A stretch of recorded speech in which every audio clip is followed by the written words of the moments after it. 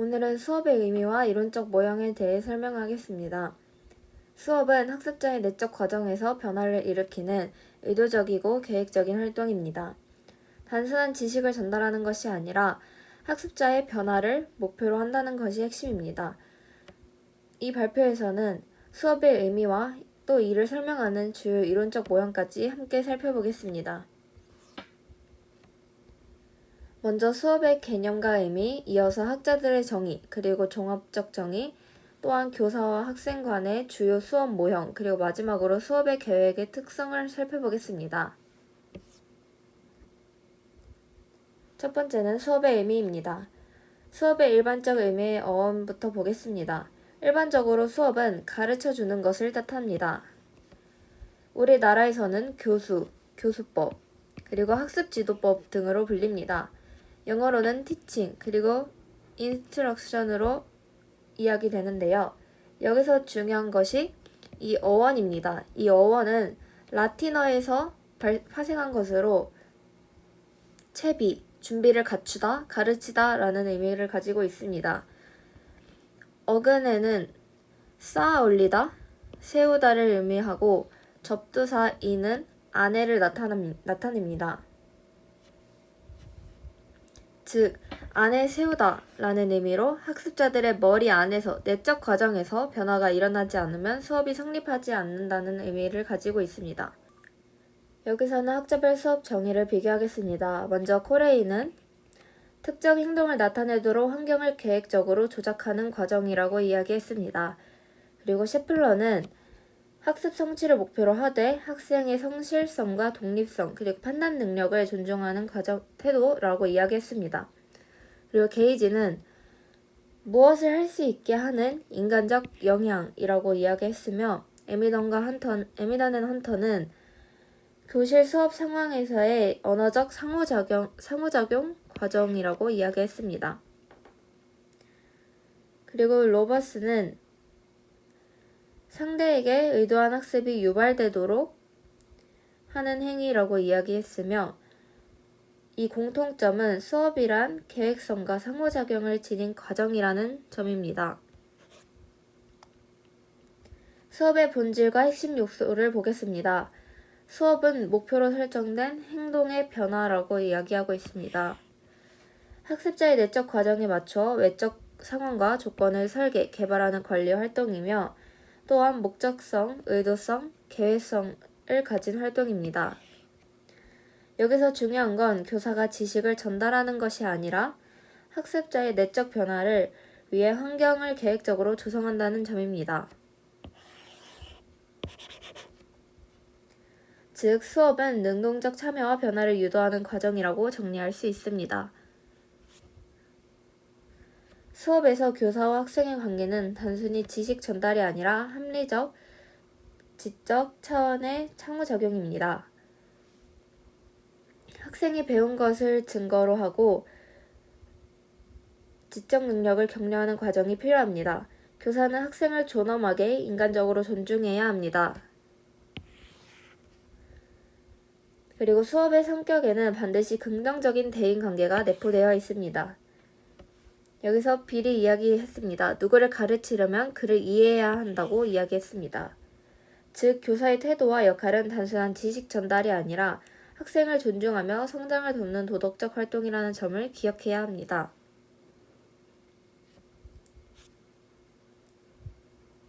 교사의 역할에는 도덕적 측면이 포함됩니다. 교사는 현실적 그리고 암시적 가치를 가르치기 때문에 수업은 도덕적 활동입니다. 따라서 학생을 존중, 친절, 합리적 태도로 대하며 올바른 환경을 조성해야 합니다. 그리고 스미스는 좋은 교사의 자질로서 학습과 인간의 행동에 관한 이론적 지식, 그리고 인간관계 조성 태도, 풍부한 교과 지식, 학습을 조정하는 교수 기술을 꼽았습니다. 또 간에는 집중, 통제, 그리고 성과 예고, 피드백, 자극, 평가 등을 강조했습니다. 즉, 좋은 교사는 단순 전달자가 아니라 학생 성장을 돕는 조력자라는 것입니다. 다음은 글레이저의 수업 모형입니다. 이 모형은 수업을 체계적이고 조작적인 흐름으로 보는 관점입니다. 글레이저는 모든 수업 과정을 4단계로 제시했습니다. 첫 번째가 수업 목표, 그리고 두 번째 출발 행동, 수업 절차, 성취도 평가, 그리고 마지막 환류, 피드백까지. 특징은 각 단계가 유기적으로 연결되고 학습자의 개인차를 충분히 고려한다는 점입니다. 즉, 수업은 일회성 사건이 아니라 연속적이고 수정 가능한 과정이라고 이야기합니다.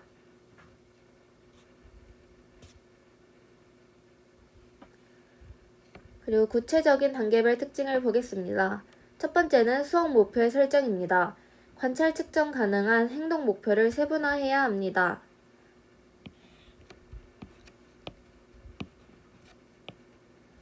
두 번째로는 수업 출발점 행동의 진단입니다. 학습자의 수준과 이전 학습 그리고 동기 상태 등을 확인합니다. 그리고 세 번째 수업 절차입니다. 도입, 전개, 정리 단계로 구성되며 학습자의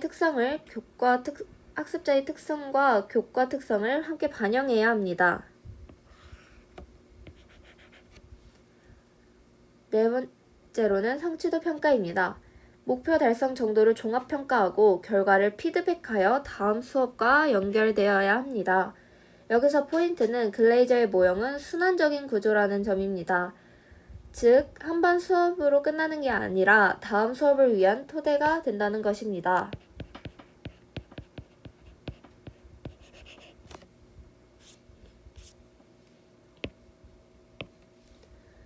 다음은 브루너의 수업 모형입니다. 브루너는 인지학습론을 기반으로 지식과 기능을 가장 효과적으로 학습시키는 규범적 성격 이론을 제시했습니다. 여기서는 5가지의 핵심 측면이 있습니다. 학습자의 의욕과 도전감 자극, 그리고 두 번째로 지식의 구조화를 통해 새로운 명제를 산출하는 것, 그리고 세 번째로 학습 계열화로 학습자의 특성에 맞는 최적의 학습 순서를 구성하는 것과, 그리고 넷째, 적절한 강화를 통해 학습 동기를 유지하는 것과, 다섯 번째로 학습자의 사고 자극을 통해 능동적인 탐구를 촉진한다는 것입니다. 이 브루너의 모형은 주입식이 아니라 탐구 중심 학습을 중시한다는 특징이 있습니다.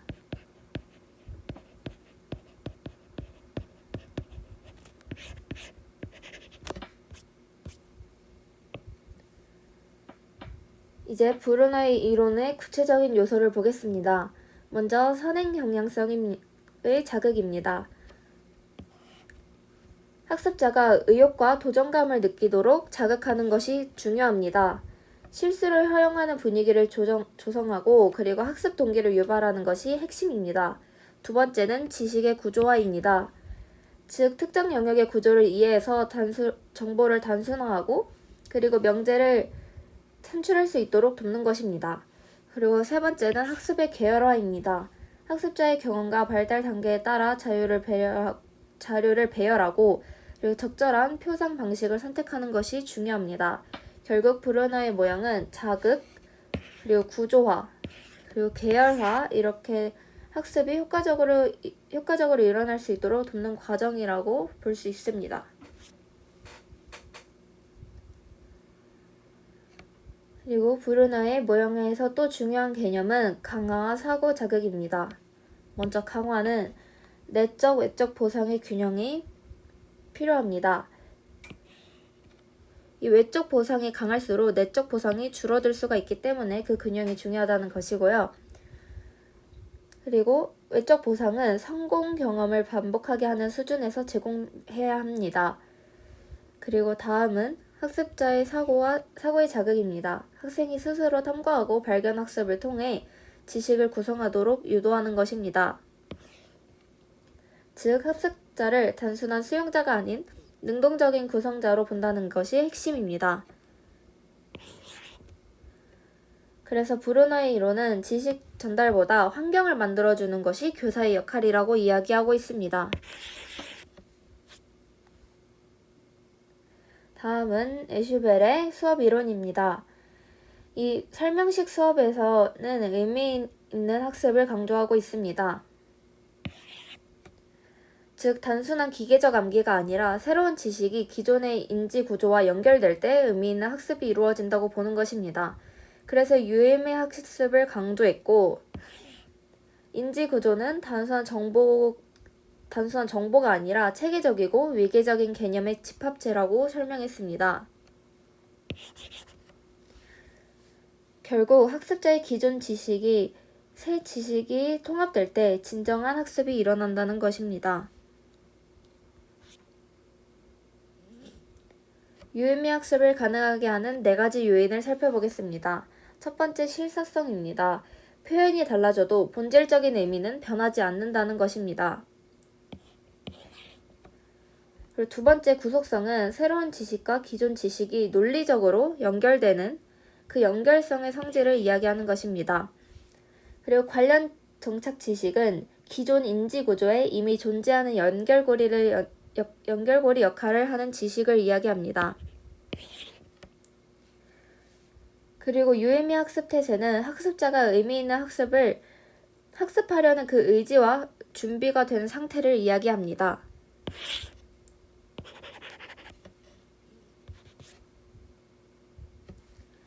이 에슈벨의 이론에서 유명한 개념이 바로 선행조직자입니다.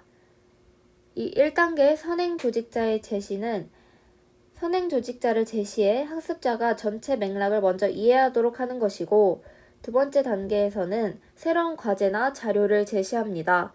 그리고 세 번째 단계에서는 인지적 조직을 강화해서 새 지식과 기존 지식이 통합되도록 하는 것입니다. 즉, 수업 전에 큰 그림을 제시해서 학생들이 새로운 지식을 기존의 틀 속에 자리 잡도록 도와주는 것입니다. 이 과정을 통해 학습자는 새로운 지식을 기존 인지 구조에 의해 의미 있게 통합할 수 있습니다. 이제 간의 수업 이론을 보겠습니다. 간의 학습 결과를 네 가지의 범주로 나눴습니다. 첫 번째, 언어적 정보는 사실, 개념, 원리 등을 표현하는 능력을 이야기합니다. 그리고 두 번째, 지적 기능은 문제 해결, 규칙 적용 같은 절차적 지식을 강조합니다. 그리고 인지 전략은 자기가 주도적으로 학습 방법을 조절하는 능력을 이야기합니다. 그리고 운동 기능과 태도는 신체적 기능과 특정 대상에 대한 태도를 이야기합니다. 즉, 학습은 단순한 지식 습득에 그치지 않고 인지적, 정의적, 운동 영역까지 포괄된다는 게 특징입니다.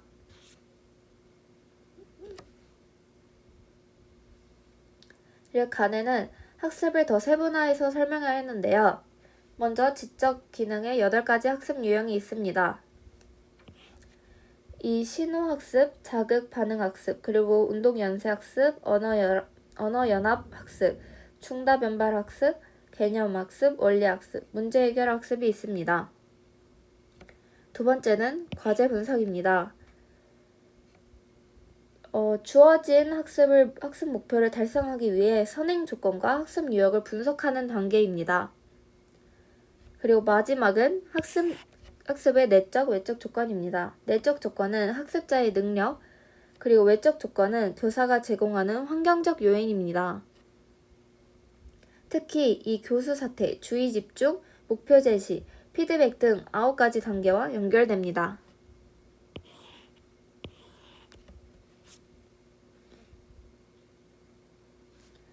캐롤은 학습의 정도가 필요한 시간과 사용 시간의 비율로 결정된다고 하였습니다.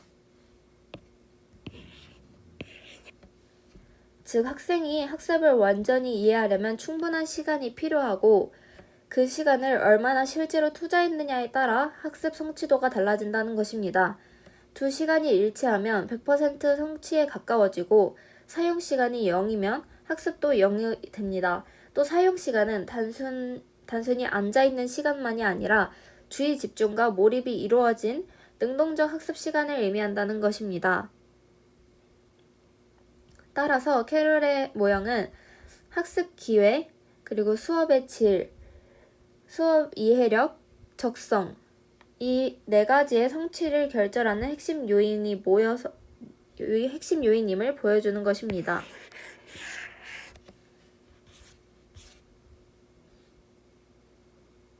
마지막으로 수업 계획의 의의와 성격을 보겠습니다. 이 교사는 단순한 지식 전달자가 아니라 학습의 동반자로서 역할을 해야 합니다.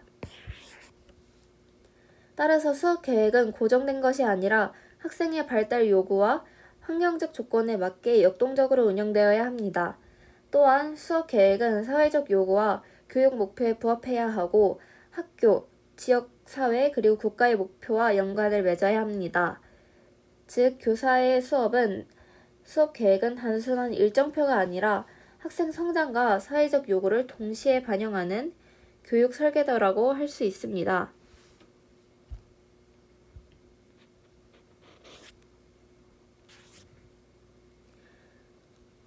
수업 계획의 특성을 보고 발표 마무리하겠습니다.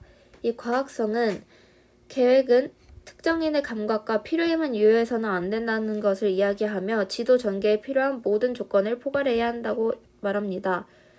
그리고 교재 경험 영역에서는 영역의 모든 학습 요소를 유기적으로 조직해야 한다고 합니다. 이 역동성은 효과적 지도는 학습자의 자주적 활동에서의 진행이며 교사는 일방향이 아닌 학습자의 요구에 따른 유연성을 가져야 할 필요가 있다고 이야기합니다. 방향 전환이 가능한 유연한 계획을 수립해야 합니다. 그리고 학생 참여는 학생이 수업 계획에 참여할 때 효과적인 결과를 도출할 수 있다는 것인데요. 학생의 의견과 요구를 반영한 계획이 수립되어야 하고, 그리고 학생의 주도적인 참여를 통한 학습 효과가 증진되어야 합니다. 이상입니다.